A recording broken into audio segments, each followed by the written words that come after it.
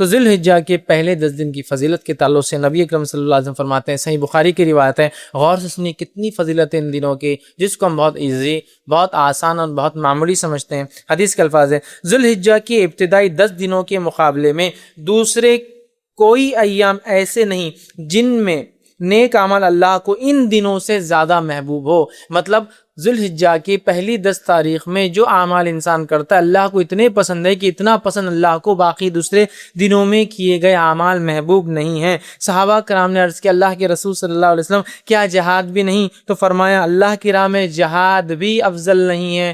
مطلب اتنا افضل ہے اس مہینے میں اعمال کرنا کہ ایک آدمی عام دنوں میں اگر جہاد بھی کرے تو ان دنوں میں کیے گئے اعمال کی برابری نہیں کر سکتا۔ تو آپ نے ہاں جہاد بھی نہیں سوائے اس مجاہد کے جو اللہ کی راہ میں نکلے، جان بھی لے جائے، مال بھی لے جائے، جان بھی چلی جائے، مال بھی چلے جائے، وہ زیادہ افضل ہے، باقی کوئی عمل افضل نہیں ہے۔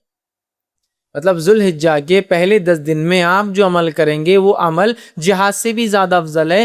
صرف اس مجاہد کے مقابلے میں ہمارا عمل کم ہوگا ان 10 دنوں کا جو مجاہد جان مال دونوں لے کے جائے اور کھپا دے، مطلب ختم ہو جائے، ورنہ باقی سارے اعمال ان دنوں میں افضل ہے۔ تو گویا پتہ چلا ان دنوں میں کیے گئے اعمال سب سے افضل ہے، یاد رکھیے سب سے افضل ہے۔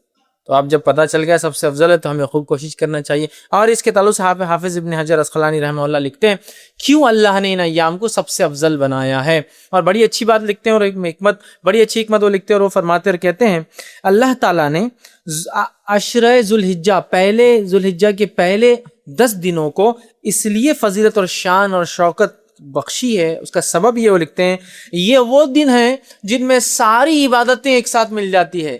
یہ وہ ایام ہے، یہ وہ مہینہ ہے جس میں ساری عبادتیں مل جاتی ہے۔ توحید تو ہے، ایک مسلمان چلتا ہے، نماز، روزہ، صدقہ اور حج، سب چیزیں ایک ساتھ آتی ہیں اس مہینے کے اندر۔ اس کی اسپیشلٹی ایسا ہے، اور کوئی مہینہ نہیں ہے سال کا جس میں ساری عبادتیں ایک ساتھ آئیں۔ آپ بولیں گے روزہ کہاں سے آ گیا؟ میں آگے آ رہا ہوں روزے کی طرف۔ اس دن نفل روزہ رکھ سکتے ہیں آپ ان 10 دنوں کے اندر، آگے میں رکھوں گا انشاءاللہ۔ چونکہ ساری عبادتیں وہ کہتے ہیں ایک ساتھ مل جا رہی، سب سے افضل اعمال ہے، تو ظاہر سے صدقہ بھی سب سے افضل اسی مہینے کا ہے۔ تو وہ کہتے ہیں چونکہ سارے اعمال ایک ساتھ مل جا رہے ہیں، توحید تو ہے ہی، نماز ہو جا رہی ہے، روز انسان پڑھتا ہے، روزہ بھی ان ایام کے اندر ہے، پہلے تاریخ سے لے کر 9 تاریخ تک روزہ رکھنا یہ سنت، اور اللہ کے رسول ہمیشہ رکھتے تھے ہر سال یہ روزے، فرسٹ 9 روزے ذی الحجہ کے، پہلے 9 دن کے روزے، 10ویں دن تو عید ہے، ٹھیک ہے، رکھتے تھے۔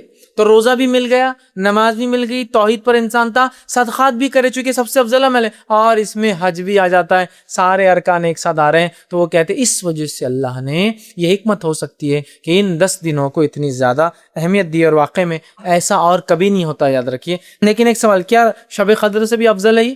تو نہیں، یاد رکھیے نہیں۔